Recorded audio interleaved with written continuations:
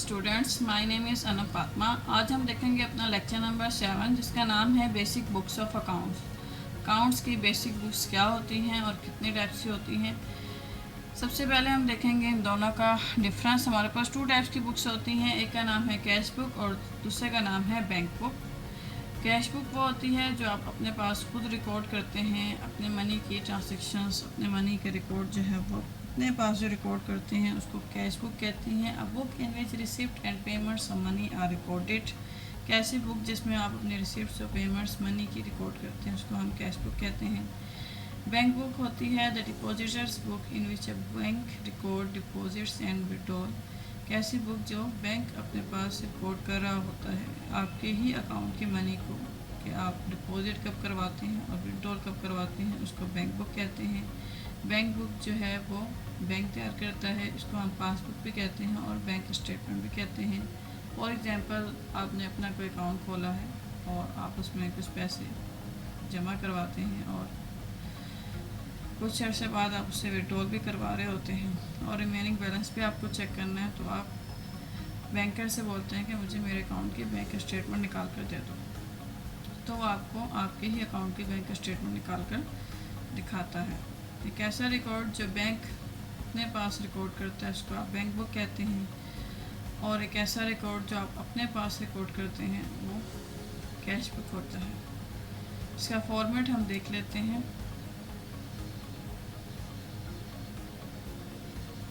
ये है cash book और बैंक बुक का फॉर्मेट। कैश बुक में आप डेट, पर्टिकुलर्स और अमाउंट लिखते हैं, डेबिट साइड होती है और राइट हैंड साइड पे आपके पास क्रेडिट साइड होती है। बैंक जो होता है वो एक्यूरेट आपके पास डेट भी लिख के देता है, डिटेल्स भी बताता है, डेबिट साइड भी बताता है, क्रेडिट साइड भी बताता है और डेट वाइज बताता है और रिमेनिंग बैलेंस भी आपको बता रहा होता है। ये है इन दोनों के दरमियान डिफरेंस।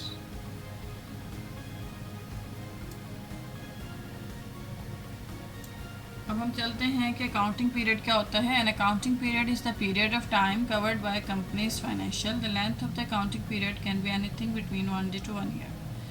अकाउंटिंग पीरियड उसे कहते हैं जो कंपनी अपने फाइनेंशियल पोजीशन चेक करने के लिए एक पीरियड बनाती है, और वो पीरियड कुछ भी हो सकता है, उसकी लेंथ कुछ भी हो सकती है, 1 day से भी हो सकती है, 1 year, 1 month, कुछ भी हो सकती है। तो यूजुअली जो है वो 1 year ही कंपनी अपना अकाउंटिंग पीरियड रखती है। फॉर एग्ज़ाम्पल, एक कंपनी अपना बिजनेस स्टार्ट करती है 1/4/2020 को। 1 डेट है 4 अप्रैल का महीना और 2020 जो है वो ईयर है। इस टाइम वो अपना इस डेट को अपना बिजनेस स्टार्ट करती है और 31/3 यानी मार्च को 2021 को अपना अकाउंटिंग पीरियड को एंड कर लेती है, और वो 1 ईयर के जो बीच में जो भी टाइम है उसका आप इनकम, एक्सपेंस, प्रॉफिट जो भी बनता है वो उसको चेक कर लेती है। इसी तरह हर ईयर के एंड में वो अपना अकाउंटिंग पीरियड अपनी फाइनेंशियल जो है कंपनी अपनी फाइनेंशियल पोजीशन चेक कर रही होती है। गवर्नमेंट्स भी हैं और जो आपकी कंपनी भी है वो भी गवर्नमेंट इसलिए आपको चेक कर रही होती है क्योंकि उसने साल के एंड पे आपके प्रॉफिट के ऊपर टैक्स लगाना होता है।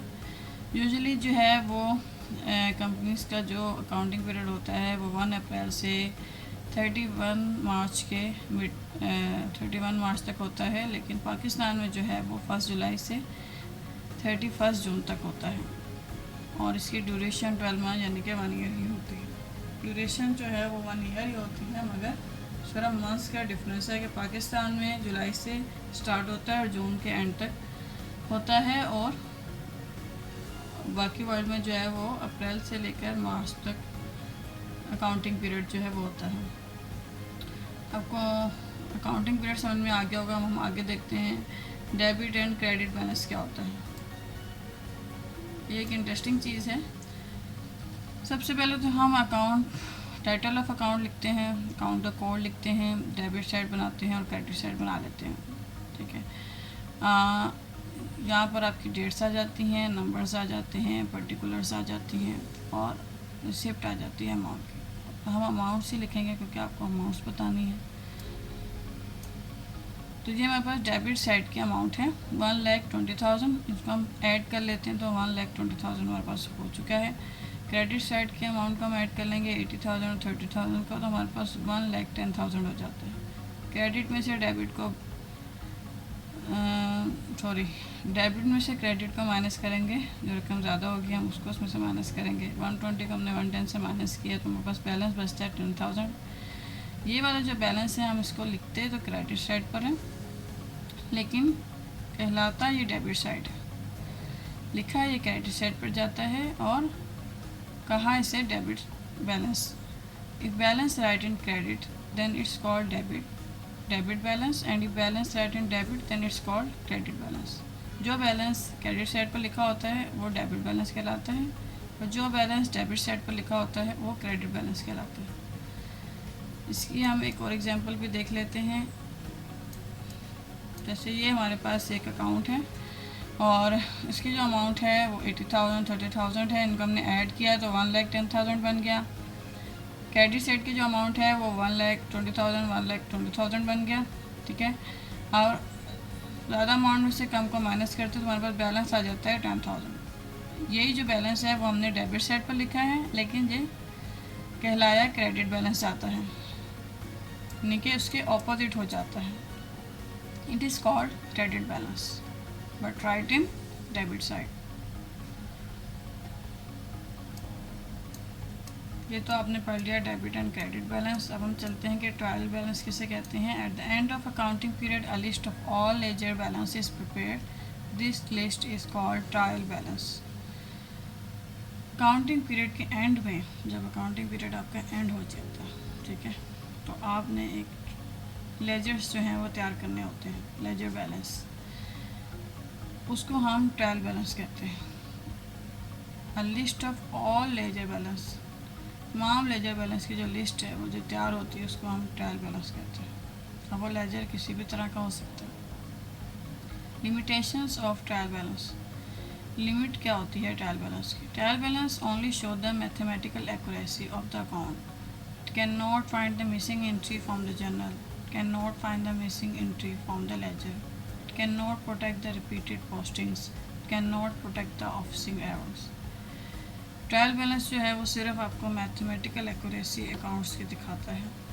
ना तो ये जर्नल की मिसिंग एंट्री को फाइंड आउट कर सकता है, ना ये लेजर की मिसिंग एंट्री को फाइंड आउट कर सकता है, ना ये रिपीटेड पोस्टिंग को प्रोटेक्ट कर सकता है, यानी कोई नंबर रिपीट हो रहा होता है उसको भी नहीं प्रोटेक्ट कर पाता, ना ही ये कोई और एरर प्रोटेक्ट कर पाता है। सिर्फ और सिर्फ ये मैथमेटिकल एक्यूरेसी दिखाता है अकाउंट। तो ये था आज का लेक्चर जिसमें आपने ट्रायल बैलेंस, उसकी लिमिटेशंस को पढ़ा, डेबिट एंड क्रेडिट बैलेंस को पढ़ा कि वो कहाँ पर किस साइड पर लिखा जाता है और वो कहलाता क्या है।